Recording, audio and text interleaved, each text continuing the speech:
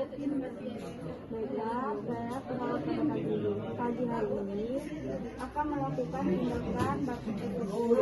Tindakan ini tidak berisiko tapi hanya saja boleh tidak nyaman.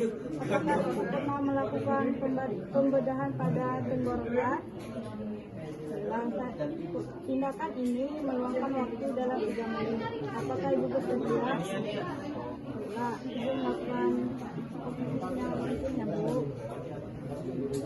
Bila Ibu tarik nafas dari hidung dan buangkan dari hidung selama 2 kali ya Bu.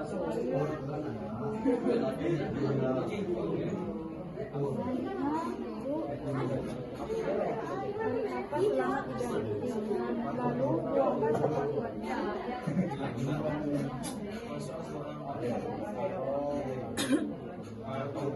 Baik, terima kasih.